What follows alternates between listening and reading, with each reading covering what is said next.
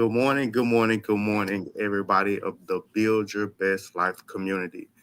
Today is another episode of Conversation with the Guys. I'm your host, Derek Durden, and I have three amazing young individuals who will be sharing their thoughts on effective communication. Today's topic simply says how to communicate with confidence and respect.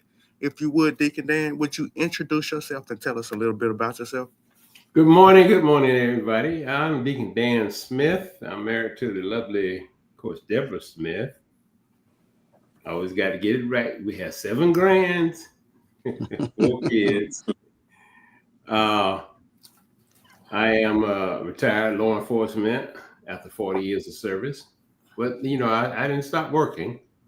I created a couple of businesses that I'm running, and they're running quite well. But, I'm the chairman of my deacon board. And I love what I do, and I get to talk with a lot of the kids around the church, the parents, and just like what I'm doing. Thank you for that, Deacon Dan. Coach Wilbon, would you follow that up with introducing yourself? Okay, hi. Hey, good morning to everybody that's out there. My name is Coach Dr. Kevin Wilbon. I am a athletic coach. I'm also an author of 5 books. I'm a military veteran, 24 years, and I'm also an educator and a motivational speaker. And I am not retired. I would say I am military retired, but I'm still out there coaching, high school track and field and high school basketball.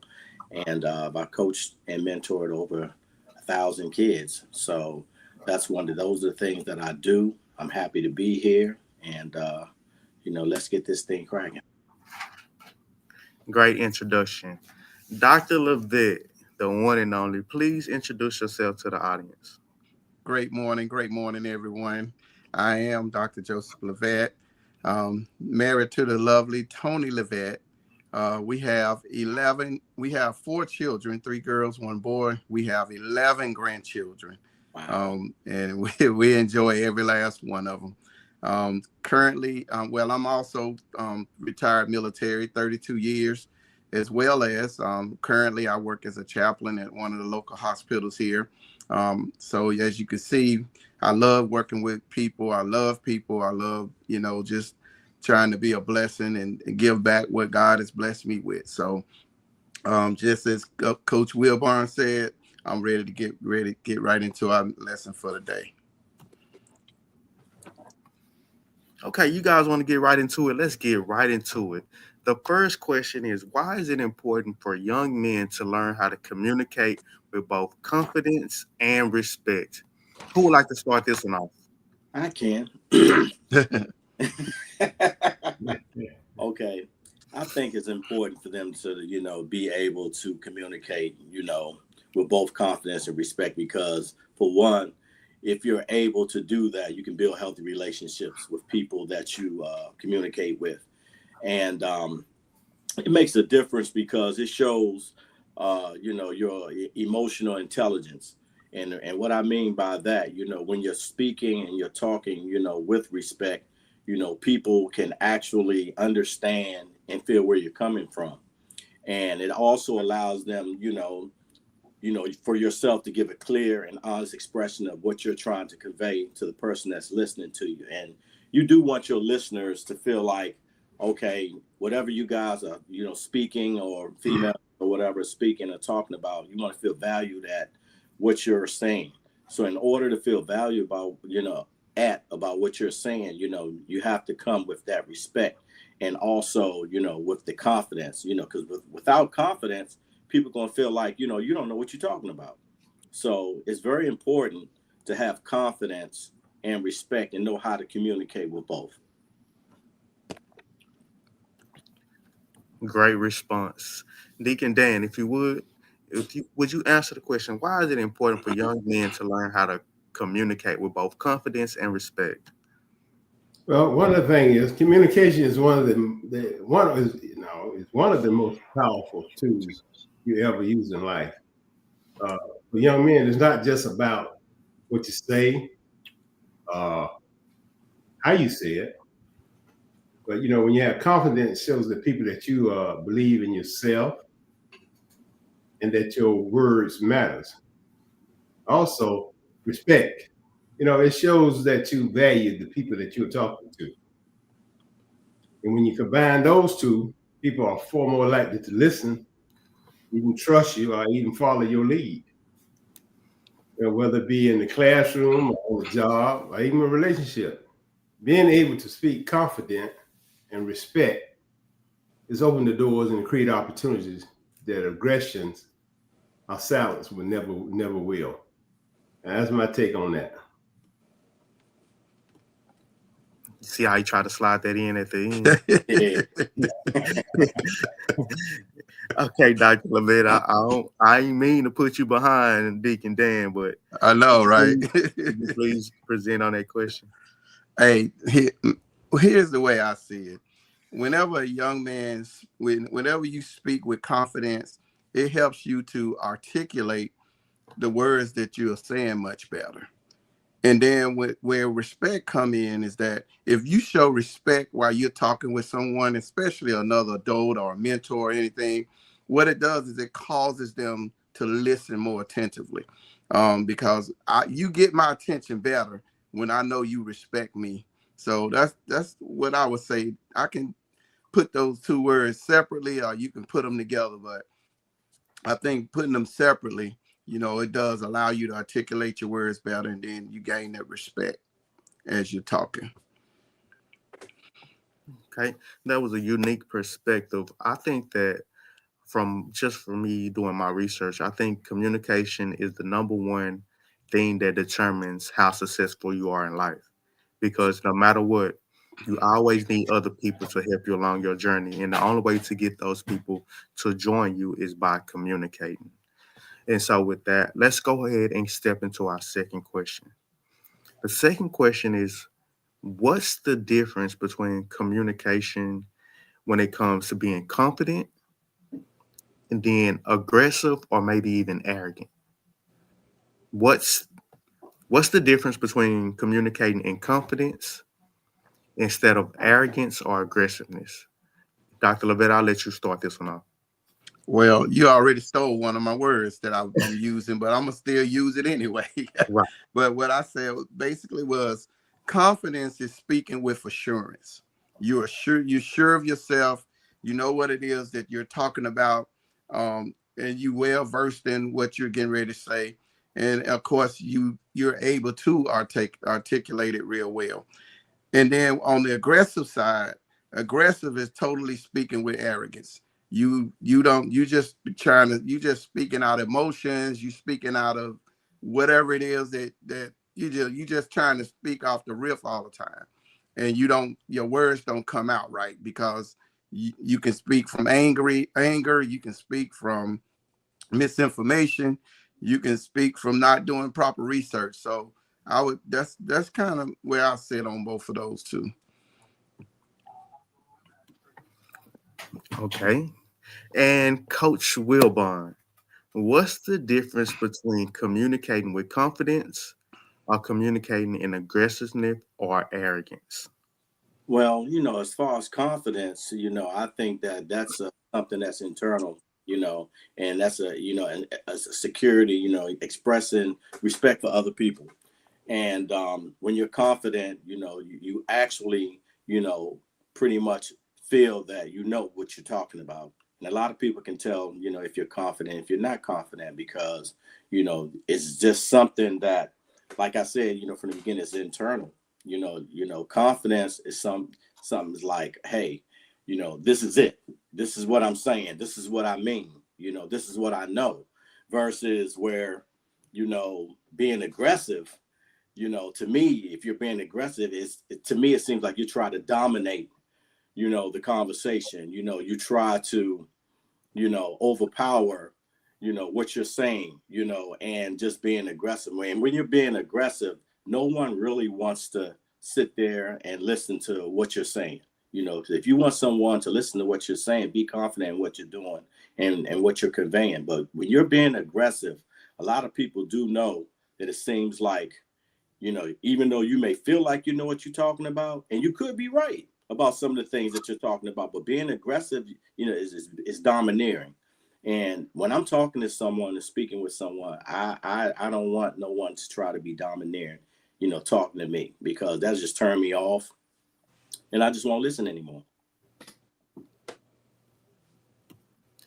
Yeah, I definitely agree with that. Anybody who's trying to flex on me or be very aggressive with me, I'm going to shut down, because that automatically ignites the fight or flight response in a person. Mhm. And so definitely aggressiveness is not effective when it comes to communication. Deacon Dan, if you would, go ahead and let us know the difference between communicating in confidence and communicating in aggressiveness. Well, you know, I look at it like this: confidence and aggression. You know, they often get confused, but they couldn't be more different. You know, one thing about confidence is when you're steady, you're calm, and you're clear. And what that says about that, it says that I know who I am and what I stand for. Aggression, on the other hand, is usually comes from insecurity, and you know, it tries to force respect instead of earning it. Mm. And you know, people trust confident men, because they carry themselves well in a well controlled self control, while aggressive behavior make people defensive. And then you know, that's, you know, I used to use that in my job when I was coming up. You know, I had to be confident about how I handle different situations. But you know, and also defenses are even afraid. Now, but I'm gonna leave this key to you, and I'm gonna drop it.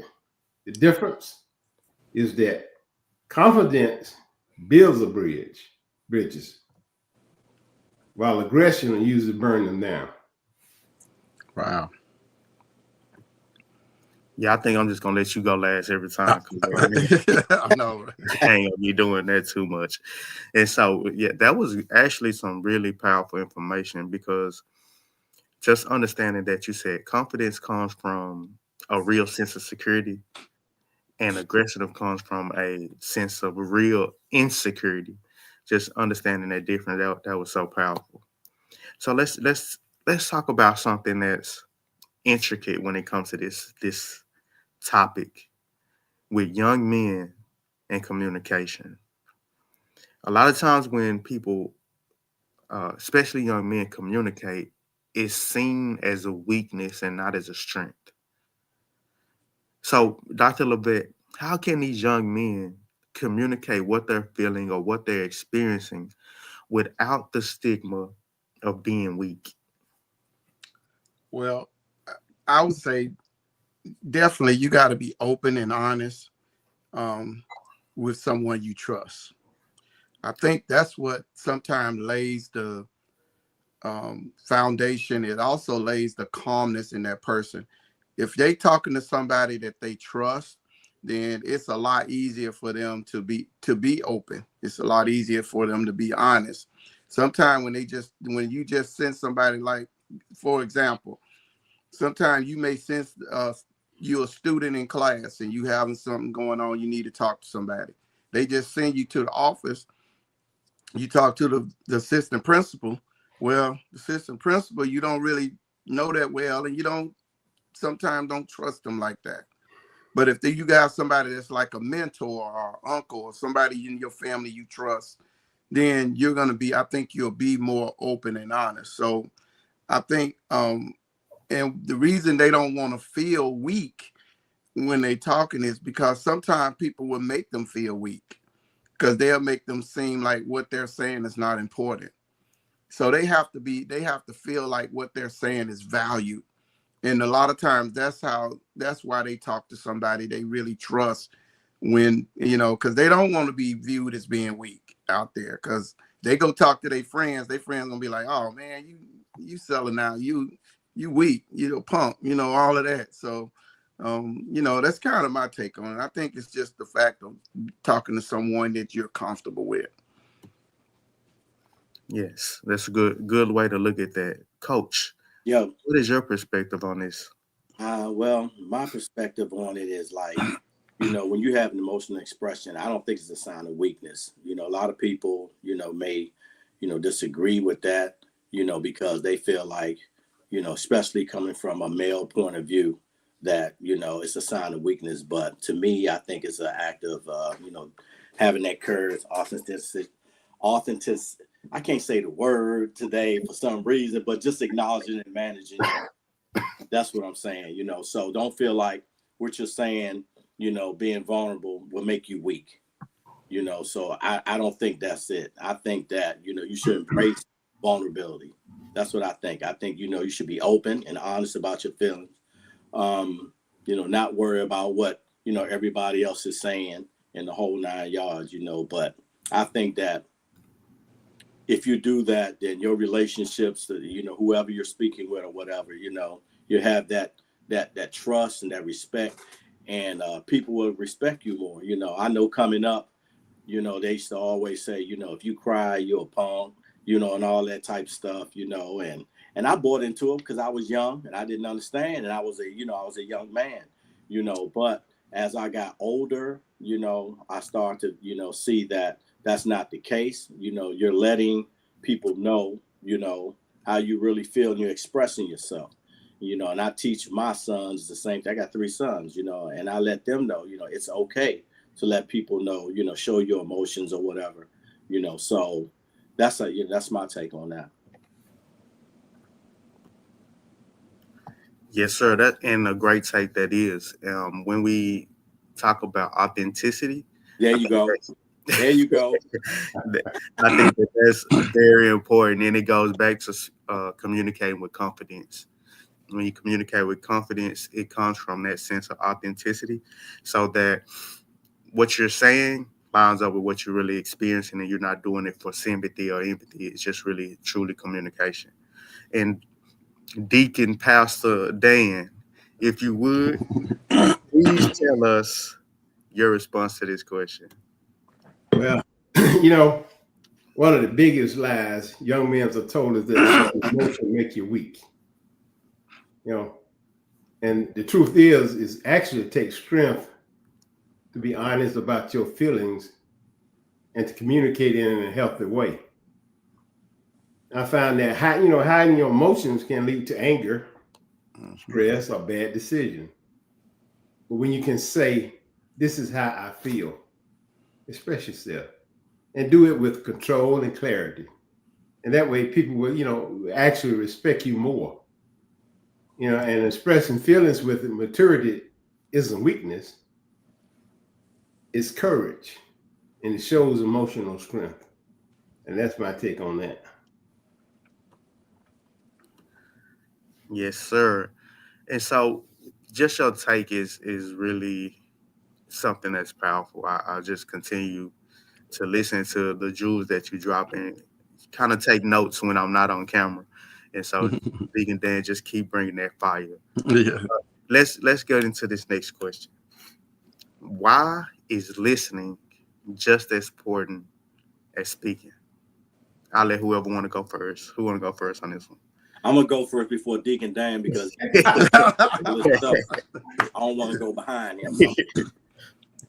I think that goes without saying, because if you don't listen when someone is speaking, you're gonna get it wrong, and the whole conversation is going to go left because you're missing out on things that they're saying. A lot of times when you're speaking and talking to people, y'all going back and forth, neither one of y'all is really listening to what the other is saying. So if you're not listening when you're in a conversation, you're going to get misconstrued on a lot of things that we're saying. A lot of things are going to go over your head. You're going to miss the main points of what this other person is speaking. And that conversation, like I said, is going to go left. So it's very, very important to listen when you're communicating with someone, because 9 times out of 10, a lot of times when the argument starts in the whole 9 yards and you're trying to convey what you're saying, it's because that person did not hear what that other person is saying. So listening, to me, is the most important thing when you're speaking, when you're conversating with someone. Deacon Dan, why is it important to listen just as much as you speak? Well, I know I'm guilty of that because a lot of times Coach Deborah would tell me, you weren't listening to me. I said, okay. But, you know, a lot of people think that communication is just about, you know, talking. But listening is important, maybe even more. When you listen, for one, you respect. It shows you have respect for the other person.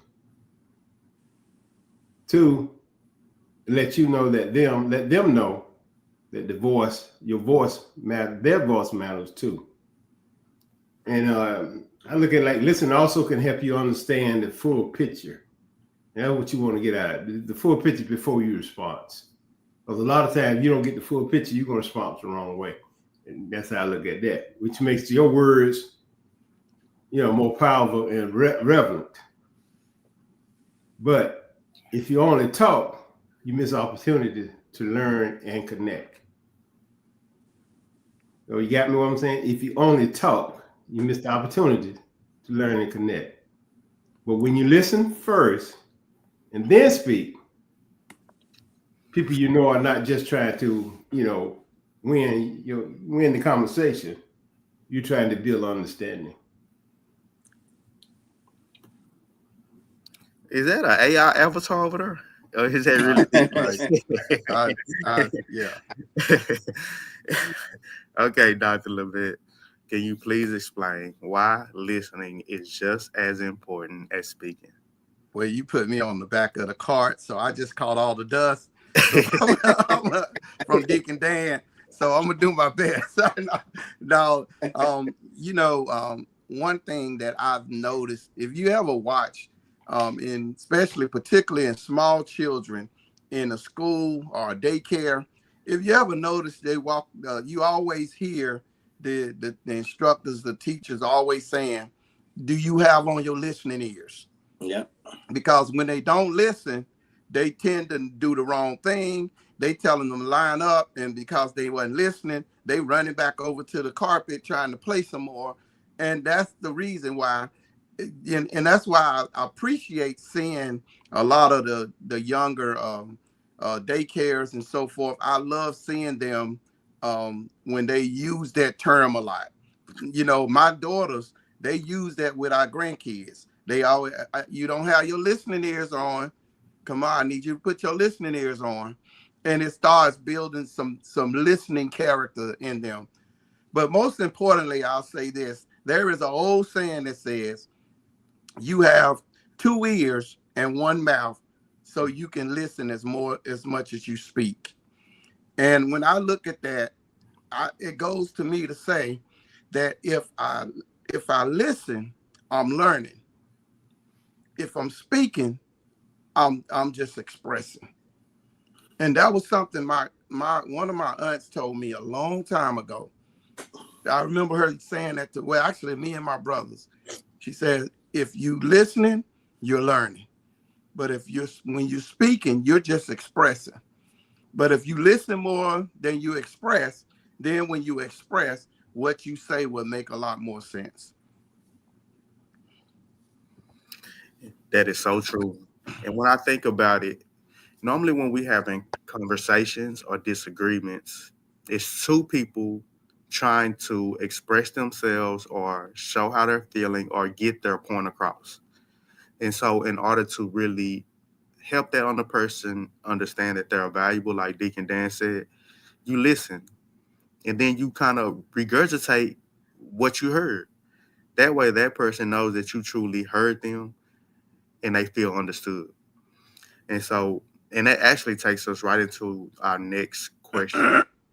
In the midst of a disagreement, how can a young man communicate without losing his respect or losing respect of the other person? Deacon Dan, I'm going to let you start this one off. Well, you know, disagreements are, you know, that's part of life. But how you handle them shows who you are. The key is to focus on the issue, not attack the person. You know, focus on the issue, not attack the person. Number one, you got to speak your point clearly. But you ain't got to raise your voice or throw insults. If things get heated, it's okay to pause and come back later. You know, if some people don't want to pause, they want to keep going, going, going. It's okay to pause and come back later. Walking away doesn't make you weak. It actually shows maturity and self-control. So when you handle disagreement this way, you keep your dignity intact while also showing respect to the other person. That's how you win without tearing anyone down.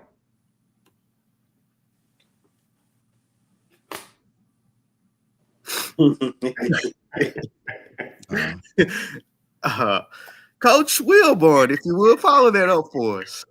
Okay. How you handle disagreements? I would say, depending on who you're speaking with, because you could be speaking to several different people. I say recognize the triggers that could, show signs of anger coming. You know what I'm saying?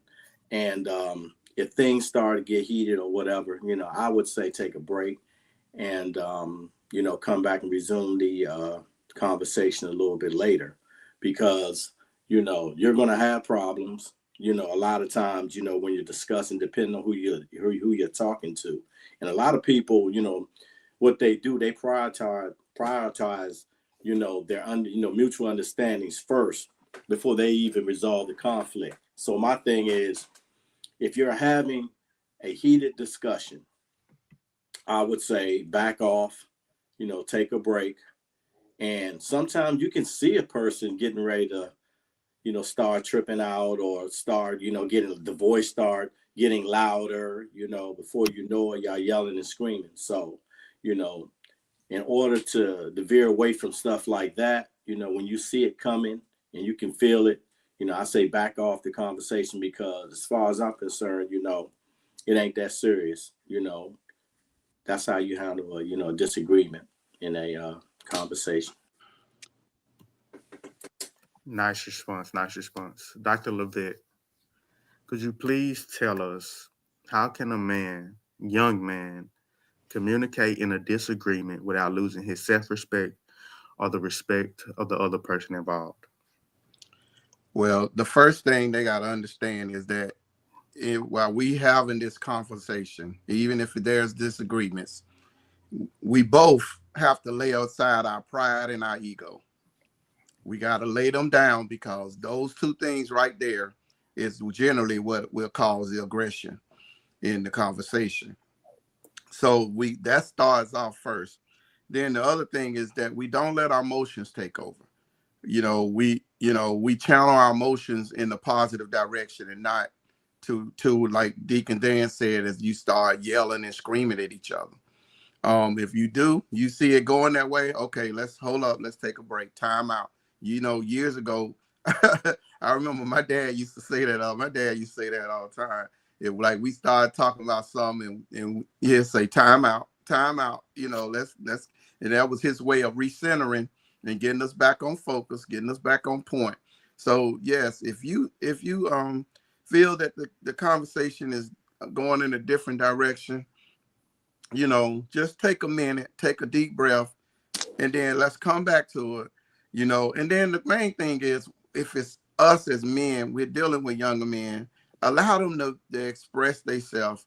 Allow them to fully express themselves. Don't cut them off. Don't cut each other off. But sometimes kids get really upset when you cut them off, and Yeah. because they're trying to make their point, and because you immediately identified something you saw that need maybe correction or guidance or whatever, you cut them off to get to that. Let them continue to speak, because once they feel like you're hearing them out, then even if it's in a disagreement, they'll come back and say, okay, that was good. That's what I needed to hear. So that's what I would just say. But mainly put that pride and ego to the side so that you can have a good productive conversation. Very valuable information. Me, I like to improvise a little bit, and we've gave some great advice, but I would like for each one of y'all to give a example of something or a conversation that y'all had that y'all applied some of this advice to in y'all life. Coach Wilburn, I see you thinking, so I'm gonna let you start off. Give us an example of where you use some of this information that you provided in your life to handle a conversation or disagreement in a effective way. Well, shoot. To be honest with you, I had plenty of different conversations and discussions with several people in my life in terms of trying to, to listen, to take heed, uh, and also trying to understand another person's perspective. And I guess one of the conversations I had was with one of my, and I'm going to give you an example of me talking to one of my players in basketball. He was the captain of the team, and he was gun ho. Most of my players that I have, they were very, very vocal. And a lot of times, they would go out and, direct the team and what they're supposed to do because that was their job, to do that. But in this certain conversation I was having with them, players would come back and say, hey, we tried to explain to him what was going on. He just was not listening, instead he was yelling, he was screaming in the whole 9 yards. So I had to pull him to the side. And I said, in order to lead, you want people to follow you. So my thing is you need to understand that, sometimes you need to listen to where they're coming from, listen to their perspective on things, because to be an effective leader, you don't have to always be vocal, but you have to be a great listener. And he took heed to that. And a lot of things started running smoothly after that. So that was one of the conversations that I had with one of my players that I applied what we talked about today, in that conversation that made a significant change in the team, his teammates, and how he conveyed, how he talked, and how he listened versus them talking back to him and them listening to him. So that's one of the things, examples that I can give you for that. I would say that practice effective listening first and then understanding the other person's perspective. Great example of actually leading by listening and really sharing that value, something that you learn in your life, sharing with that player and how it helped and changed his life also. If you would, Deacon Dan, can you give us an experience where you utilize some of the tools, some of the techniques that you provided in order to handle a communication or disagreement in an effective way? Well, I had one. I had several, but I bring up one. I had one of my special agents come into my office, and when they turn their reports in, I have to review them, and I send them back to him. Well, he come in and he was loud, nitpicking. Said that nitpicking, the voice escalated. So I had to pause. I had just to tell him, I said, look, I tell you what you do. You go out of my office, and when you calm down, you come back in. Because right now, this conversation it's not going good. So just back up, pause, go out of my office. And when you calm down, you come back in. So he went out. I guess maybe about 15, 20 minutes later, he come back and he apologized to me. Wow. He told me, well, and I apologize, but something going on, when I left home between me and my wife, and there was other situations going on, and I always had told him, I said, look, you cannot bring disagreements from your family or what's going on in your life on the job. Because it can cause you a problem, can cause you your life, can cause somebody else problems. So that's one of them. But like I said, I had to tell him, hey, you need to step out my office. Just step back, go back. And when you settle down and we could talk, you come back in.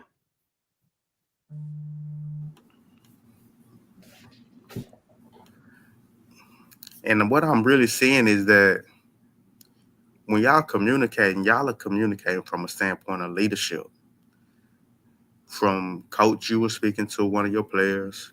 Deacon Dan, you were speaking to one of your agents, and just really effective communication. It goes back to what I said in the beginning. You need other people, and the only way to get people aboard onto your mission is through communication. Dr. Levette, can you please give us an example of a time where you utilize some of the tools and techniques that you present today on effective communication? Well, one thing I can remember distinctively as you raised that question, it kind of brought my mind back to some years ago when I was part of Operation Save Our Son, and myself and the late uh, Gerald Lumpkin, we were doing the Difference Makers program over at Reebok High School, and one of the kids got, he was up because we was having them to speak on particular subject, and I think we were actually talking about communication, I believe. And the guy was up talking, and he was doing, okay, but then somehow he got disturbed, and then he just kind of went off grip, and he said something to one of the guys and using some profanity and things like that. So I grabbed him. I said, "Come on, let's." Well, first I corrected him in the class. I said, "Hold up, we're not gonna do that. We're not gonna do that." And that that language is inappropriate. But then I pulled him off to the side because he just sat down and he didn't want to finish. So I got him and I took him outside in the hallway. I said, "Hey, what's going on with you? Why you do that?" I said, "You started out good. You were doing a good job." And he was like, "Man, they they they wasn't trying to hear what I was trying to say and all that. And I was sitting there trying to hear what they were saying. And then he didn't want to respect me while I was talking." Excuse me. And so I cut him off. Remember, I just told y'all about cutting him off. I kind of cut him. I said, "Look, but either way, you shouldn't have let that affect you. You should have kept going and just doing what it was that you was there to do." He said, "No," he said, he said, "Elder Vet, you ain't listening to me." He said, "You ain't listening to me."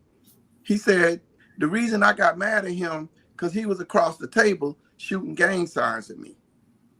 But you couldn't see that because the way you were standing behind him, you didn't see that he was shooting gang signs and laughing and smirking at me while I was talking.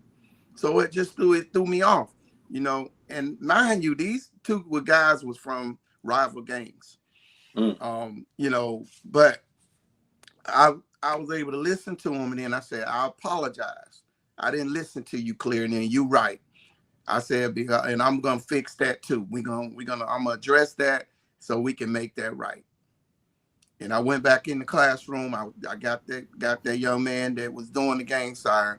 I pulled him up and I said, "Listen, one thing we're not gonna do. I don't care what y'all beef y'all have outside of here, but y'all know in here we not about that." I said, "So y'all need to squash that so we can move on." And so, and I told him, I said, "You need to apologize to him." At first, he didn't want to. I said, "Listen, it ain't. You're not gonna be weak." There we go, another one of them words we use today. You're not gonna be weak if you just apologize and tell the guy you apologize. And then he said it, a little bit under his breath, but he still said it.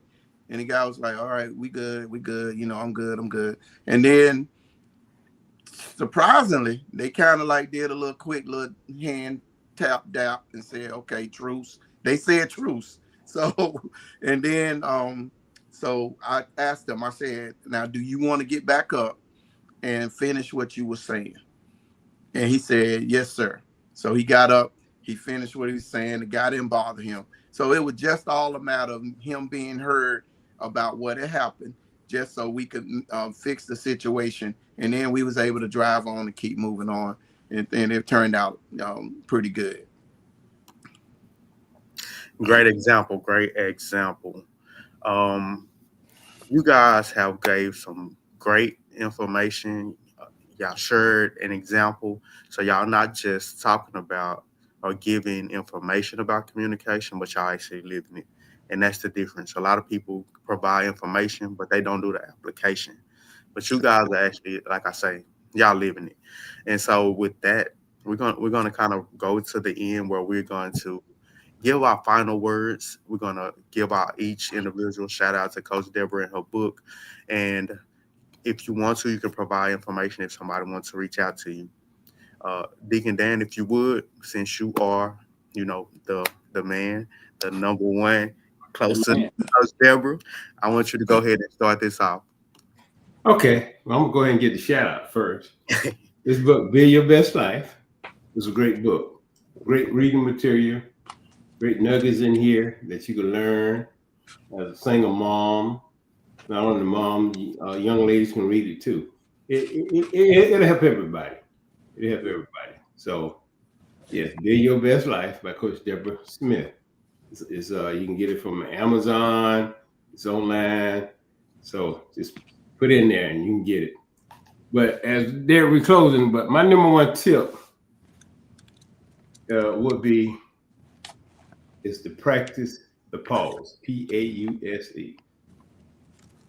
Before you react, pause.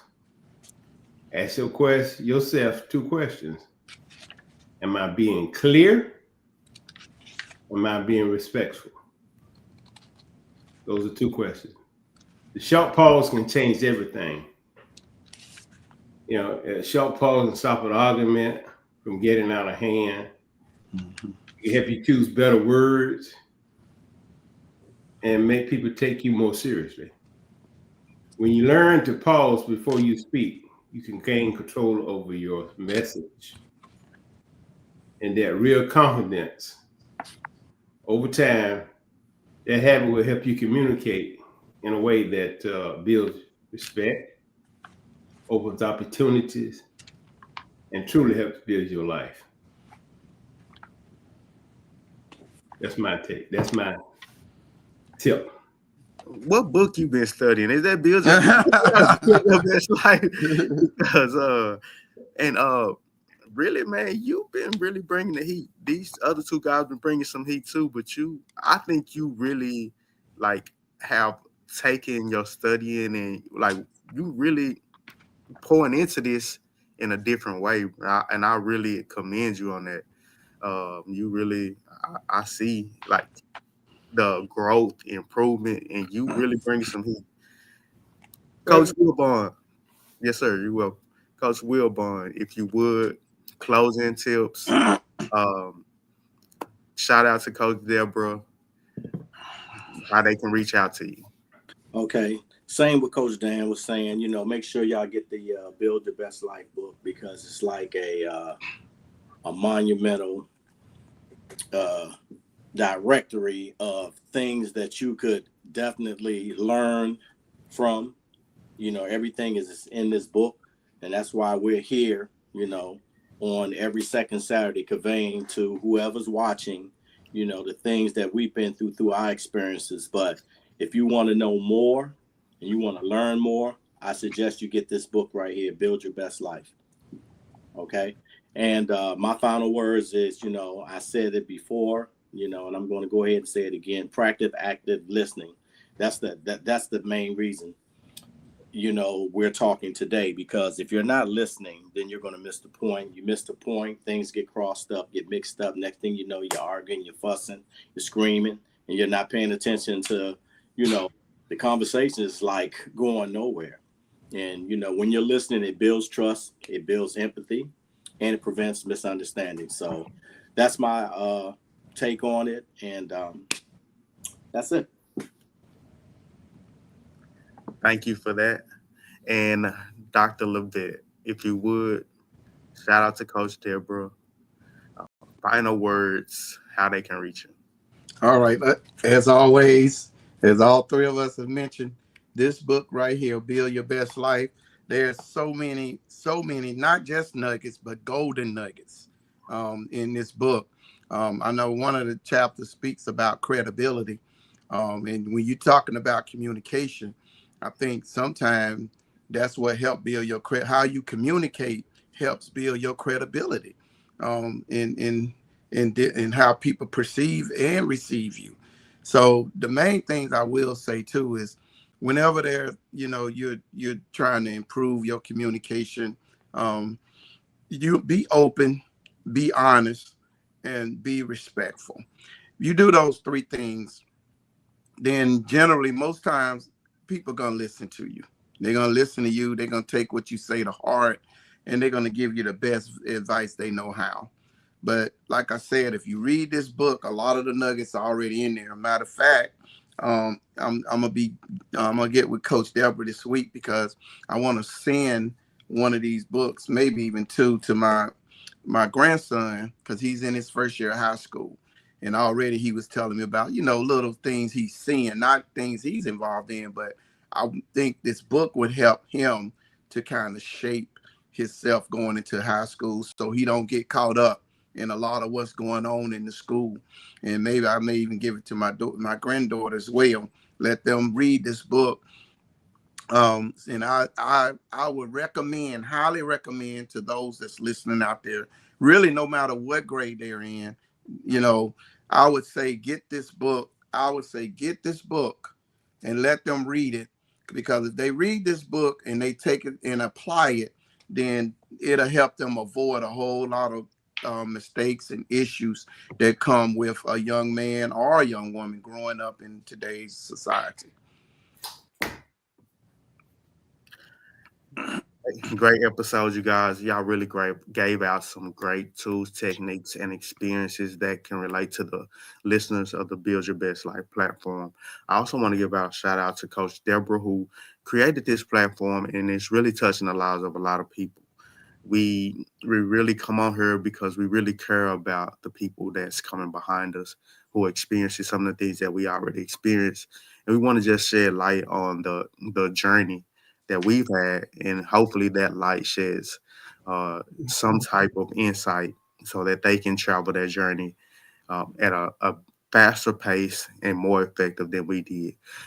Coach Deborah, always, she is my mom, my godmom, Deacon Dan, and they are really doing a lot of great things. And I just always am appreciative of having the ability to step on this platform every month and to share with these three guys, and sometimes even other individuals, coach, doctor, deacon.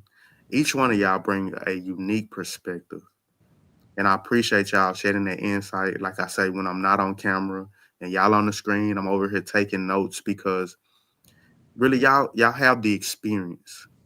That experience is what has created a bridge between the older generation and the younger generation. But at the same time, if a person is willing to stand in that gap, they can really become way more effective and live a life based off the wisdom plus the new technology. Live a life that's truly, desirable and helpful. And so, with that, this has been another episode of Conversation with the Guys. I'm your host, Derek Durden. See you the same time next month, second Saturday, 8:30 p.m. Central. And I look forward and I thank each individual who's here to listen. Until next time, make sure you build your best life.